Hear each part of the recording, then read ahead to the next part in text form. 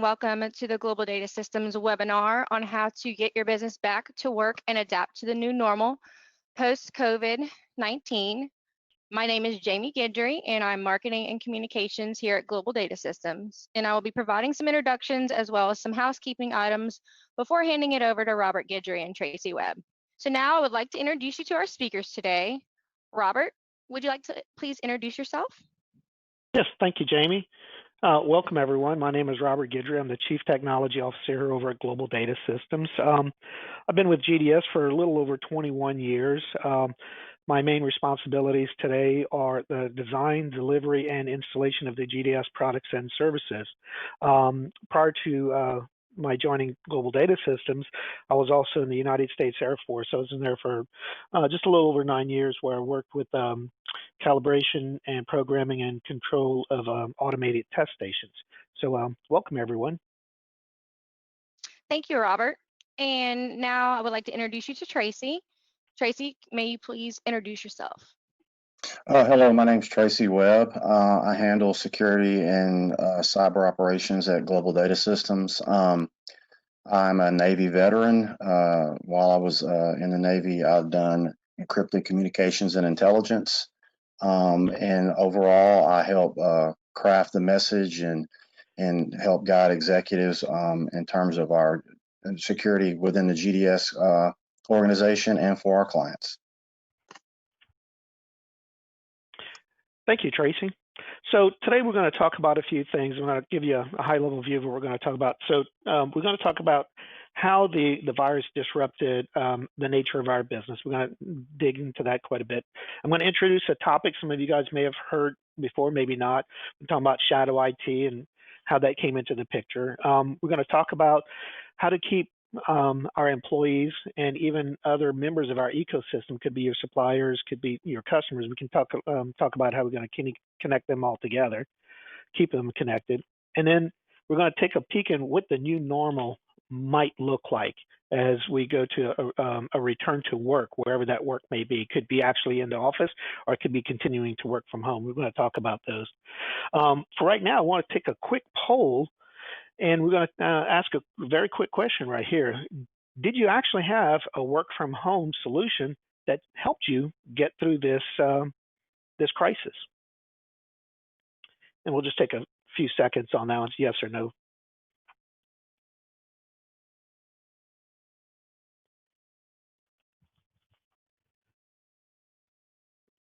A couple more seconds there, and then we'll look at the results. Okay, wow, great. We did actually have about 86% that actually did have a work from home solution that helped to get through this. So that's pretty good. So let's talk about what those work from home solutions may have looked like.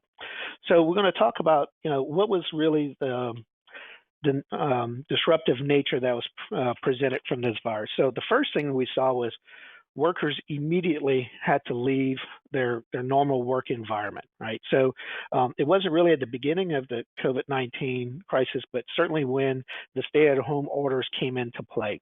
That's what really forced a lot of users to actually now work from home, unless, of course, you were considered an essential business and essential employee, and then there was provisions for that. So there was a huge shift of everyone just going to home. But what we saw was a lot of the office tools, things that you normally utilize inside of the office space, really didn't translate well, or didn't transfer well, or didn't scale well when you got to home. So phone systems, for example. So we do this on a constant basis. It's our everyday activity. If we happen to not be in the office, you'll go to your desk phone and you'll call forward it to your mobile phone. And certainly that was some of the things that we saw people doing immediately. And it was a normal activity. But what we found was, it's only good in smaller scales. When you had a large group of people, say 200 people in an office that did the same thing, the phone systems really couldn't handle that. So you would have the calls come in. You maybe had a handful of people that were not in the office, so they would call forward to their mobile phone. But when 200 people did that, the phone systems did not have the resources to be able to complete all of those calls. So there was some disruption in that environment. Customer complaints where they say I could not reach my resource, my salesperson, things along those lines. Somebody says I left a voicemail. No, I did not get a voicemail. But basically, the phone systems weren't really designed to turn around those calls in such a quick manner. So the other things that we saw that was a disruptive nature. So what we saw was the home environments were not necessarily suited for the workspace. So, for example, users that might have already had laptops, they were able to kind of bring those home, kind of take their work home with them. But other users, other employees that maybe had desktops, didn't really transfer to the home very well. When they did, typically the home users were now responsible for setting up those IT systems, maybe without the help of their corporate IT support, maybe didn't have the correct peripherals, maybe did not have UPS power and things along those lines. And what we found was also the home networks themselves really didn't have the capacity to handle the additional workload. So we had, remember, a few different workloads come in. We had the normal home workload, which in a lot of senses are entertainment value, the Netflix, the Xbox, the entertainment type content, automation and control of HVACs and things like that. But we introduced two new workloads. We introduced the workload from the office environment and the workload that came along with the school at home initiatives, Zoom, type meetings, collaboration with your classes and so forth. All of those activities went home. So what we found was the home network wasn't adequately designed to be able to support all those workloads. So scalability really became an issue in that regard. So what we saw was that people were resilient. So if we take a look at how people were for solving some of those problems. So as I was mentioning, people are resilient. Solutions were found. Collaboration tools were put in place, and it could have been anything from GoToMeeting to WebEx to Zoom. There was a lot of them that were put in place. Sales organizations specifically kind of had to change. You couldn't meet face to face with your customers anymore, so there was new paradigms on how to reach your customer base from a marketing and sales perspective. But again, people were resilient. They were bringing in some solutions, but the downside to some of those solutions were they really were not vetted out and said, okay, is this right for my business? Okay, so there was this sense of urgency to get everything back. So IT was kind of cut out of the picture in some of these scenarios. Line of business managers were doing the things that they needed to do to get things back to working. For example, bringing in a separate conferencing solution or collaboration solution, maybe file storage, cloud file storage, and things along those lines. And some of the quality or security components that were normally inside of an IT vetted system kind of took a back seat. Cost control also took a back seat. There was a sense of urgency. Got to get my business going. I'm going to deal with some of the costs a little bit later down the line. And this one I want to introduce a topic here, shadow IT. What is shadow IT? We're going to drill into that a little bit, but that's one of the things that we see that crept up during this environment. So when we take a look at moving forward, let's take a look at how did people or what do they wish they had in place before the COVID-19 struck us, right?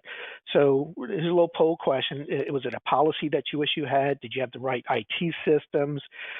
Maybe connectivity was an issue. Resources, personnel, or systems may have been an issue. What do you wish you had in place? Kind of thinking back, if you're looking at where you are today, what do you wish you had in place before this environment was created? And Tracy, while they're polling that, one of the things I had mentioned in the shadow IT was the cloud storage. You want to kind of give a brief example of what that is and what are some of the risks that may be posed with that? Well, a couple of things that are most critical about understanding the use of that cloud file storage is that you're moving potentially what could be critical information or proprietary information into a storage environment that has not been vetted by your IT security, right? So why is that a problem? Well, there's more, some of those platforms have not been vetted properly. They probably don't follow your corporate policy in terms of, storing that secure data or that proprietary data in that manner. And also, you're also looking at issues with access to that. Are those accounts being handled with the proper user access and password policy? Do you need it? Are you required to use MFA to get into those cloud platforms?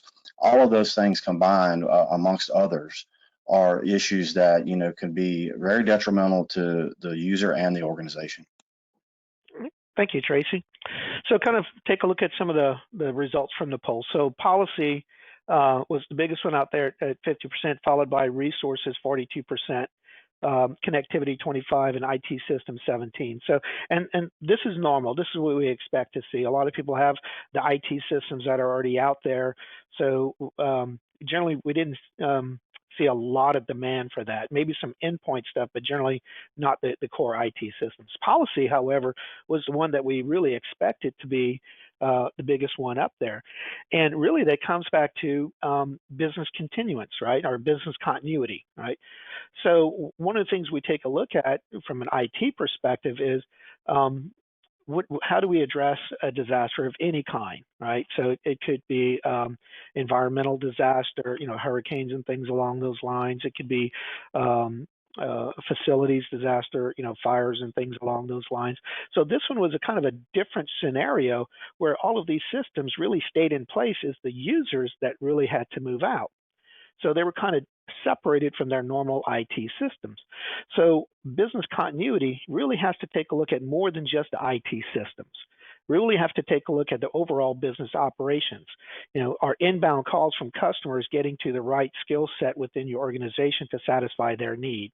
Are the resources within your organization being able to leverage their counterparts in maybe different departments or even on their same team?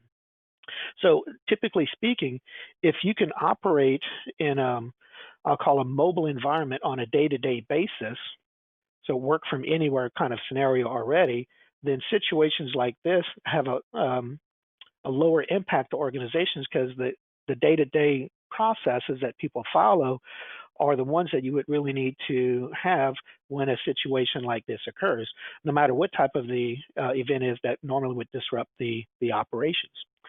So one of the things we would take a look at here is what were those policies that were missing? Was it a personnel policy, how to access the systems, how to securely access the system? So what are the policies that may have not been in place that needs to be vetted out and built out for the organization? I've said this time and time again, IT systems do not create policy. They are an enforcement point for policy. So once an organization has a policy on how they want to operate on different systems, then the IT department will program these systems to be able to meet those business objectives and those policies. So if you're not sure where you are today, one of the things you would start out is with an assessment, and things like what needs to be assessed. Do you have a security concern because you've moved all of your users outside of your organization and had to lax your security policies to be able to make sure that they have access to it? That would kind of be an example. For any of the other sources, like resources, what are those resources? That was the next item on the list. What are those type resources that were missing in your environment? So taking an assessment about where you are, follow on with a target of where you want to get to, and then develop a plan to get there. And then, of course, one of the things we were talking about is making sure that during disruptive times, you're not having to scramble and trying to figure out how to do these things. You want your individuals to be able to operate on a normal basis, even during emergency times, because what typically ends up happening is a disaster plan might be tested once or twice a year. And then when you get into the environments, people just don't remember all the things that they had to do during those emergency sessions. So we want them to operate as normal as much as possible. So one of the things we talked about a little bit earlier is shadow IT. So this is kind of an interesting thing, and Tracy and I are going to kind of go through this a little bit for you. So one of the things we saw, we mentioned a little bit earlier, some of the separate systems that were stood up to help the business continue through this process. So two of the big ones were collaboration and in cloud file storage, where people needed to work on data in a collaborative environment, and they were kind of now all from working at home. So that kind of brought up a few different things. And Tracy had mentioned one of these things, data confidentiality, was one of the things that was compromised. So Tracy, kind of want to walk us through some of the scenarios that we saw develop? Well, going back to the file storage again, I mean, what you could see there was that with the need and the lack of, as you indicated before, business continuity and policy, a combination of those things, people were forced by necessity into directions where they had to use tools and collaboration tools and storage tools that could put the company and the organization and the user at a higher level of risk, because of all the reasons I specified before. Maybe the access wasn't secure enough, the place you were putting said information or the collaboration tool you were using was found to be inadequate in securing itself and open to a lot of risk. And because of that, in those situations, those changes in machine behavior and then user behavior, along with the added availability of access over their networks, their home networks, created a lot of security events and notifications that, after vetting them, may not been, what we consider a true security threat. But it did open up a lot of potential risks to clients, and it did create a lot of event activity for security personnel to go through and try to understand what that risk was. So that all of those things together can be combined to kind of a very bad situation. Yeah. So one of the things we see IT departments do from a governance perspective is validate that the applications meet a compliance. For example, maybe HIPAA compliance, PCI compliance, or Sarbanes-Oxley compliance as well too.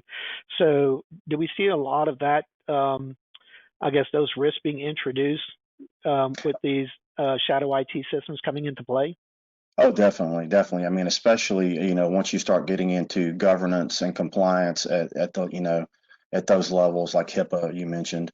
In reality, uh, until you have gotten it vetted and it follows, HIPAA compliance best practices, and the necessary controls have been looked into, and those collaboration platforms or storage platforms or connectivity have been vetted against that compliance standard, you open yourself up to a huge amount of risk as an organization, and potentially some, in terms of HIPAA, especially some legal matters that you might have to address later down the line.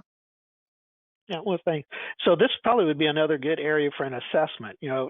Which shadow IT applications were introduced during this environment? How do we assess them? Are they meeting the needs of the business? So it sounds like a good assessment area. Definitely. So, so one of the things we want to take a look at is, how did we bring in, or how do we bring connectivity into the home? So let's move forward over to that one. So I mentioned earlier that we had multiple workloads that now existed in the home, and they were all competing for precious resources, right? So one of the things we want to do is be able to create segmented networks, right? Within the home, you're in the same physical environment, but they don't actually have to be part of the same logical network.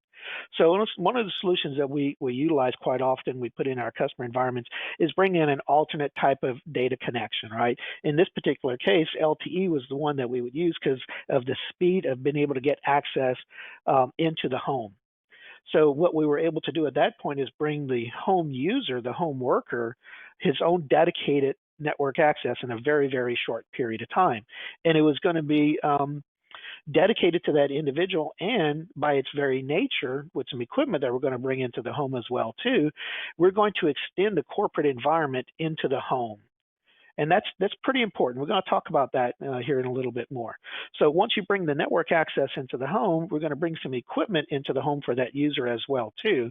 And now what we've done is we've created an extension of the corporate environment, which has the governance, it has the security, it has the proper authorization and access to the corporate office now within the home. But we also needed to further protect the corporate environment from all the other activities going on within the home. So what we're able to do at this point is bring wired or Wi-Fi connectivity just to that user and not to all the other devices that happen to be in the home. So now the home worker who is trying to do their normal job is not competing against the Xbox, it's not competing against the Netflix and Hulu, it's not competing against any distance learning or anything that goes along the line, which by the way was dominant video driven, which is a large consumer of bandwidth as well too. So what we've done at this point is now brought the corporate network into the home in a secure manner and still made sure that the home environment did not impede upon the corporate environment as well too. So we created some isolation there. And of course, Tracy, there's probably some security things that go along in that as well too. You want to talk about any of the security things that we enabled when we brought into that network into the home? Well, I mean, in our case, we were in advance of that. We already understood that we had good policy regarding our laptops and their security. We had, malware and DNS proxy type protection on our laptops. We had a secure VPN, and we use MFA for access to our laptop. So, along the lines of what you're saying, go ahead. Yeah, for people who are not familiar with MFA, you want to give a quick description of of that one? Sure. MFA is multi-factor authentication.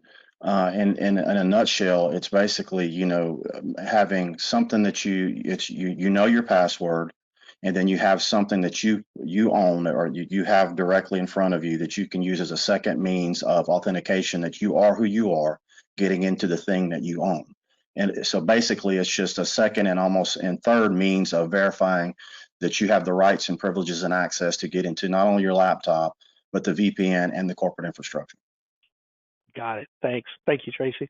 So now that we've got our users at home and connected, and when I say at home, it doesn't have to be home, it could be any other remote workspace for them. The next thing we want to do is take a look at how do we keep our teams working together. So we'll go through a few scenarios here. I want to talk about how we utilize WebEx Teams.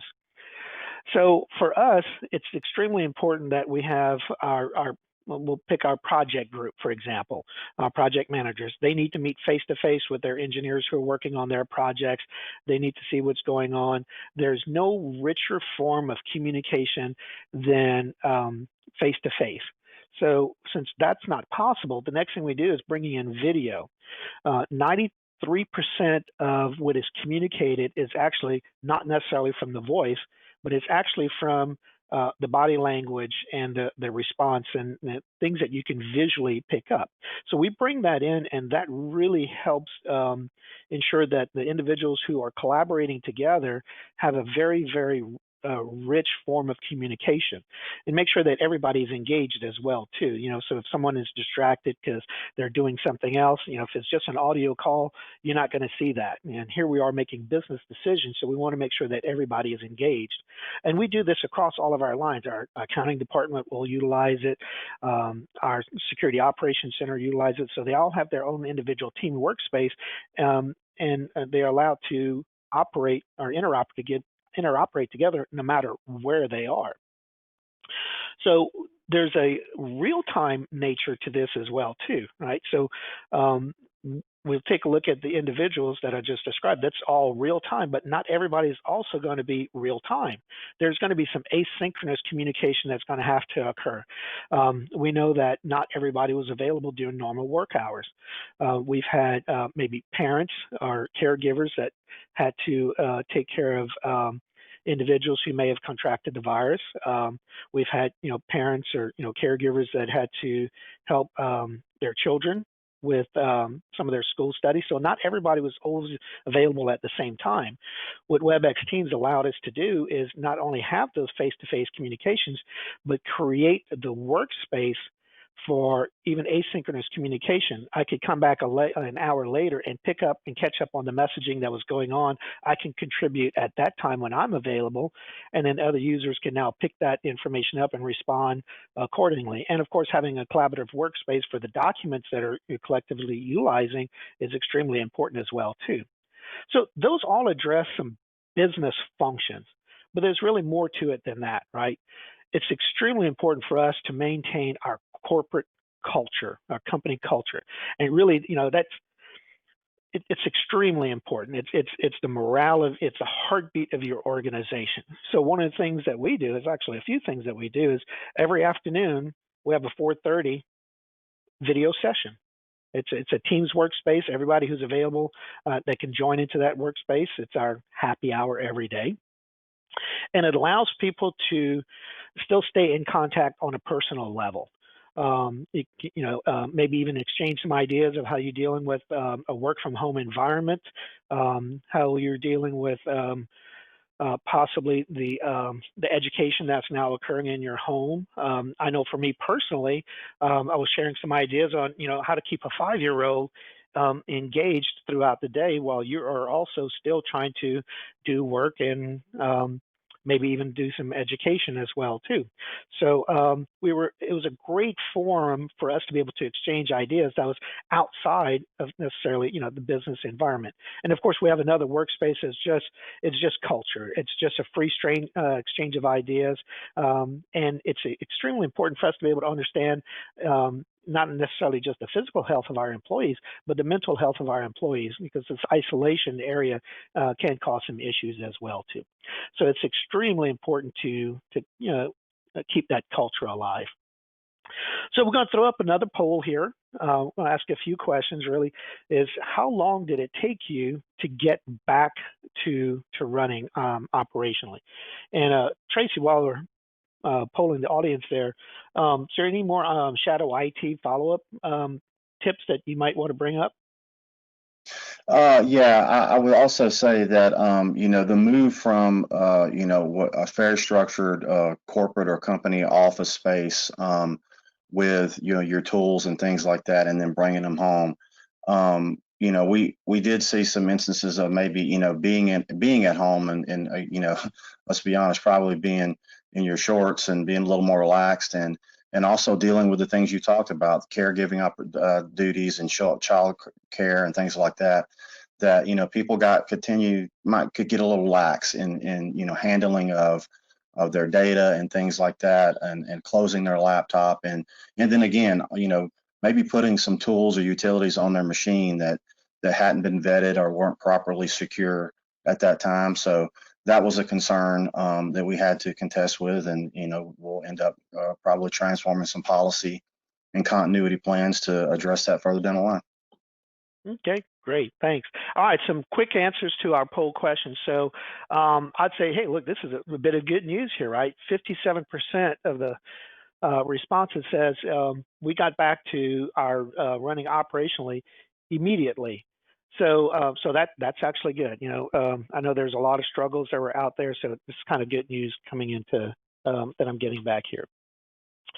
So when we take a look at some of these, I'm going to call them phases, right? So we've heard it from the governors, we've heard it from federal government stuff that we're going to go through this phased process, right? So that's probably about the only thing we know for sure for this return to normal. No one knows what that normal is going to look like, but we know that there's some defining factors within it. The phases that are dictated out, the 25% occupancy, 50% occupancy, there's some things right there that are known, but what we really don't know is how this is going to affect all the individual companies that are out there. We do know that there was a mass exodus, there was a mass change at one time, but the coming back into the office is not going to be that quick. It's going to go through some phases, and it's going to look different from company to company. We're going to end up dealing with a mixed workplace environment, I believe, for quite some time. And so, of course, that's going to cause a little bit of challenges. What are these IT systems or shadow IT systems that were set up during this time frame? Are they going to be able to adopt to this new culture or not? So we're going to go through a few of those scenarios about what normal might look like. So some of you guys might be shaking your head and say, yep, that's me. And some of them will say, no, thankfully, we didn't have to deal with that. So we know that not everybody that used to work in the office is going to be able to come back to the office immediately. One, just the phased approach of getting people back into the office space is certainly a limiting factor, but even the individuals that could come back into the office may have to stay at home for other reasons. So for example, maybe you have an elderly a loved one that's with you, that you're maybe a primary caregiver, you wouldn't want to go into the office and potentially infect yourself. Maybe it's not going to be that impactful to you, but going home and passing that on could be extremely impactful. So there's going to be some situations like that that's going to be taking place. You may have additional responsibilities that you've absorbed in this process. You know, schools and daycares that are shut down. So now you have to take a look at how do you care for your children during those time frames. So not everybody that could go back into the office will be able to go back into the office. That's also going to create something else. I'll take a look at it. You know, work shifts will no longer be aligned, right? We might have an organization that was typically maybe say an 8 to 5 organization, or 7 to 7, something along those lines, where people were typically available during those time frames for collaboration. So not only going to be physically separated now, but also they'll be separated from a time perspective. Might have to work with your children from an education perspective. Thankfully, we're at summertime right now, but as we get back into the fall, there's no telling exactly what's going to happen in those lines. You also, again, might be caring for a loved one who needs some medical attention there, some care. So you might not always be available with everyone else. So when we take a look at that workspace that's, we can create and have the asynchronous communication, I mean, really not real time, it allows everybody to stay aligned, even though they're not necessarily together in real time. And then, of course, employees, as I was mentioning here, they really need to have that workspace where they can collaborate securely, really anywhere and any time, even if it's not at the same time as everybody else. So I'm going to suggest that this will be something that might play into your business operations. It's more than about your business; it's about your employees and your employees. I guess impact at home as well too. So we're going to see a few of these things that change out the new normal. For example, if not everybody's coming back into the office, what we've also seen where businesses were in a growth phase from a physical facilities perspective, since people might not be coming back into the office, what we've actually seen is building expansion plans actually get curtailed, where the belief was people had to be in their office at their desk to be able to get something done. That paradigm has been broken for the most part, as most businesses, and the numbers that you guys were presenting back to me pretty much illustrates businesses survive through this process. The thing is we have to take a look at now is how do we make sure that we cover any of the gaps that might have been caused during that process? How do we address security? How do we address the shadow IT systems? How do we do cost control? How do we address corporate and compliance and government compliance along those lines? So everybody's going to be a little bit different in this regard. I know from a GDS perspective, although we're the possibility of coming back at 50%, for the most part, we still operate no matter where we are, at home or at the office. So we're not necessarily bound by those phase 1, phase 2, phase 3, and phase 4 people occupancy issues. We're able to operate really securely anywhere and any time. So, and that's kind of what we're going to look for, right? And if we can securely operate anywhere, anytime, then events like this, or even natural disasters, hurricanes, and things along those lines, which we're all subjected to, those are the tools that you can bring in place to utilize every day, but also helps you during these emergency responses. A quick side note on those collaboration workspaces, though, you also have the ability to enrich the data and the communication within those workspaces with outside sources. So, for example, last week we were dealing with the potential, tropical storm, maybe a hurricane coming up our way. So in one of our workspaces about our emergency response, not only do we have the individuals collaborating and make sure things were set up correctly to be able to weather the storm and things like that, make sure our people and personnel and resources were secure. We also sent a data feed that was relevant to those conversations. We sent an RSS feed from the National Weather Center into that workspace, so now everybody was on the same page. So kind of think about your team workspaces that you would have, we'll call them birds of a feather, everybody that has a common interest. Not only they can collaborate, but you also have the ability to ingest additional data sets into there and to overall enrich the communications as well too. So kind of a little plus side note on that one. So kind of as we recap, I want to talk about a few more things, just kind of refresh the memory, right? So when we take a look at the disruptive nature that came out of this, right? So the first thing was people had to go home, right? That was really no two ways about it, unless you were an emergency or essential business or employee, they had to go home. But again, like I mentioned, companies were resilient. They had to make sure that that they stayed in business, that they were able to weather this storm per se. So what we did see was an additional load of applications that came into play. I'm going to pick on the school systems for a little bit, right? So they want to educate the student staff. So they brought in a video collaboration application, but they failed to do a couple of things in this environment. So one, they didn't really take the opportunity to train the individuals very well on how to utilize the system. And because of that, some of the inherent, and I don't want to necessarily say they're security flaws, but some of the security parameters that were built into the solution were kind of ignored. So a whole new term was created, Zoom bombing. So it got to the point where, we had classroom instructions with, maybe 15, 20 students in this classroom, and we had a lurker who happened to show up in those classrooms, because the virtual classrooms themselves were not tightened down from a security perspective. So one of the things we saw is, even when we brought in the applications, the education of how to use those applications are extremely important as well too. So that kind of brought in some of those shadow IT systems, brought in some vulnerability. And if we can see just from those real world exploits, there's other things that came out of this. Data confidentiality could have been compromised. Files that are stored on a cloud storage somewhere, were they properly encrypted? Who actually had access to that? Did other people, even within the organization or outside of the organization, now had access to that data? It could be corporate proprietary information, and maybe it could be your financials, depending on your type of business, GIS data, oil and gas data, healthcare data. So it's so easy to use. It brings in some security vulnerabilities as well too. Those things really need to be addressed.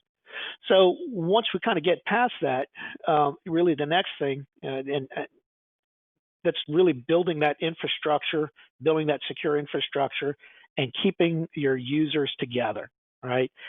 Even though they're geographically separated, making sure that your individual teams and your corporate culture, your company culture, perseveres throughout this process. Again, we use WebEx Teams here. It's a great tool for us. I think it can be a great tool for you guys as well too. The other thing I want to stress again, that connectivity into the home, the speed to get that connectivity in there, and possibly just the general nature of that connectivity. Bringing an LTE connection is really non-disruptive. There's no build-out cost or anything. Really, the only thing you need to do is make sure that you have the right resources in the home to be able to connect that LTE connection in and redistribute that connection in the home to just the individuals who really need access within the home. So really the last thing I kind of want to mention before we kind of get it back into the Q&A is really what the new normal looks like for you. So I went through some examples. I know even over here at Global Data Systems, I come to work every day. It just happens to be what my new normal look like. We've had other individuals that continue to operate from home because they're taking care of, loved ones, for example, daycare issues. There's going to a lot more even social or family issues that are going to prevent someone from actually coming back into the office. So you need to take a look at not necessarily just your business, but your employees and what is this virus impact on them as an individual, so we can properly address those to make sure they can be a continuing contributor to the overall business. So take a look at that internally, and we're here to help on that one. So that being said, I want to open up the floor to some Q&A. Let's see. I'm going to go through some of the questions here. Let's see. Does your current infrastructure allow you the ability to scale in order to meet work from home needs? So, so for example, from a global data systems perspective, it certainly worked. You know, when you mentioned, and I heard Tracy mention this a little bit earlier today, just the nature of the way we set up our business to be able to operate from anywhere really played well in for us being able to move over to a remote location and be able to still, you know, stay in touch with our job functions and our personnel along those lines. So for us, it worked out very well. For others that might have had a tight net on their organization, maybe didn't have the ability to reach corporate resources, accounting application, for example, things along those lines, you know, they might have been disrupted in that nature right there. I've got another question coming in. Let me pull this one up here. So where does your team see the most threats to the corporate network originate from? Okay, so this is interesting, very, very interesting. So what we found was items that were outside of the corporate environment. So the corporate environment typically had, you know, their own firewalls, they had user access rights and things along those lines. When people went home, some of those work functions really did not extend to the home environment. So what we saw was potential threats from devices already in the home that may not have firmware updates, right? So there's, you know, on average, you can look at about 20 or so home devices that are on an IP network, right? Your thermostat controls, your Xboxes. I kid you not, my washing machine is connected to the network, right? So if those devices have security vulnerabilities built into them and they're not being addressed, and now you're connecting your device to your home network and to the corporate network without some security considerations put in place, you have another attack vector that is coming in that oftentimes the corporate environment was not ready to be able to intercept. So we saw that as a potential threat right there. Let's see. That was a quick question here. It was whether user calendars were accessible through Teams. So generally, no, you would not have that. However, you're actually part of an ecosystem. So WebEx Teams and say Outlooks integrates well together. So you would use the Outlook portion of it for all of your calendars and your scheduling and things like that. Now, however, what you will see within Teams is the presence state. So if somebody's actually in a meeting or on a phone call possibly, or maybe they're doing a presentation, or maybe even they're out of the office, the state of that individual is reflected in Teams, so you know, is this the right person that I need to contact? You know, if I need to talk to someone in accounting, maybe it's Leslie, and I can see that she's on the phone or she's offline right now. I might go look for another individual in accounting to answer my question. Let's see. I think those were most of the Q&A questions that came in. So taking a look at our last poll. So some of the questions we want to take a look at in our last poll. So the number of questions, so just kind of recap. Actually, last minute question that came in. How quickly can a collaboration platform or assessment be implemented in an organization? So the collaboration platform, effectively, I can turn it on in minutes, okay? But that might be a little bit deceiving, right? Going back to some of my earlier statements, in-user education is critical to make sure that the application is put in a correct way to meet your business needs. And of course, make sure that we address the security aspect of it.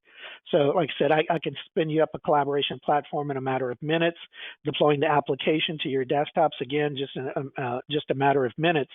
But we would want to sit down and take a look at what are your organizational groups within that environment, so that way we can make sure that it's configured appropriately for you. And as far as the assessments, one of the things we want to take a look at, the timeline for the assessment, we would sit down with you and take a look at, well, really, where are you now? What needs to be assessed? Did you bring in new applications into the environment that now need to be discovered and understand the risk to the environment? Did you not have a business continuance or disaster recovery policy? So there's some Q&A that might go into that environment right there, so we can pick up the right assessment. Is it a collaboration tool assessment? Is it a security assessment? is it a business continuance or disaster recovery policy assessment? So we can wrap those up. So I think that's kind of all of the questions that are popping in the Q&A panel. Tracy, did you have any last minute words that you want to pop up to the team? I think we kind of hit everything. The only thing I would suggest is that obviously I think business as a whole, regardless of the vertical, has seen this as an opportunity, if they choose to look at that way, of how to do it better next time, right? And I would just suggest that those companies and organizations do that. They take the time to go through what you're talking about, an assessment of some kind to address, well, what they felt, what they saw, where they look at what they look like today, and be prepared for that, and then address those needs accordingly. My personal opinion is that we're going to see kind of an evolution into more remote work, and business as a whole really needs to try to adapt to that, so that long term they can be competitive in their market and keep everybody communicated and collaborating securely. All right. Thank you, Tracy. Well, that's all I have for everyone today. I certainly appreciate your time. If there's any follow-up questions, certainly reach out to us. Our contact information is up on the screen right now, and we're always here to help. Appreciate everyone today. Thank you.